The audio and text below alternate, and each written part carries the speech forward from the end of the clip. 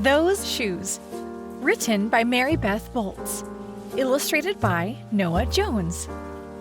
I have dreams about those shoes. Black high tops, 2 white stripes. Grandma, I want them. There's no room for want around here. Just need, Grandma says. And what you need are new boots for winter. Brandon T comes to school in those shoes. He says he's the fastest runner now. Not me. I was always the fastest runner before those shoes came along. Nate comes to school in those shoes. Antonio and I count how many times Nate goes to the bathroom. 7 times in one day, just so he can walk up and down the hall real slow. Next, Alan Jacoby and Terrence each get a pair. Then one day, in the middle of kickball, one of my shoes comes apart. Looks like you could use a new pair, Jeremy, Mr. Alfrey, the guidance counselor, says. He brings out a box of shoes and other stuff he has for kids who need things. He helps me find the only shoes that are my size. Velcro, like the ones my little cousin Marshall wears. They have an animal on them from a cartoon I don't think any kid has ever watched. When I come back to the classroom, Alan Jacoby takes one look at my Mr. Alfrey shoes and laughs. And so do Terrence, Brandon T, and everyone else. The only kid not laughing is Antonio Parker. At home, Grandma says, "How kind of Mr. Alfrey." I nod and turn my back. I'm not going to cry about any dumb shoes. But when I'm writing my spelling words later, every word looks like the word shoes, and my grip is so tight on my pencil I think it might bust. On Saturday, Grandma says, "Let's check out those shoes you're wanting so much." I got a little bit of money set aside. Might be enough, you never know. At the shoe store, Grandma turns those shoes over so she can check the price. When she sees it, she sits down heavy. "Maybe they wrote it down wrong," I say. Grandma shakes her head. Then I remember the thrift shops. What if there's a rich kid who outgrew his, or got 2 pairs for Christmas and had to give one of them away? We ride the bus to the first thrift shop. Black cowboy boots, pink slippers, sandals, high heels, every kind of shoe except the ones I want. We ride the bus to the second thrift shop. Not a pair of those shoes in sight. Around the corner is the third thrift shop. I see something in the window. Black shoes with 2 white stripes. High tops. Perfect shape. $2.50.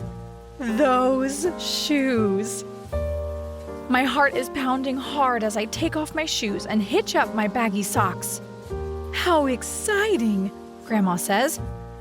What size are they? I shove my foot into the first shoe, curling my toes to get my heel in. I don't know, but I think they fit. Grandma kneels on the floor and feels for my toes at the end of the shoe. "Oh, Jeremy," she says, "I can't spend good money on shoes that don't fit." I pull the other shoe on and try to walk around. "They're okay," I say, holding my breath and praying that my toes will fall off right then and there. But my toes don't fall off. I buy them anyway with my own money, and I squeeze them on and limp to the bus stop.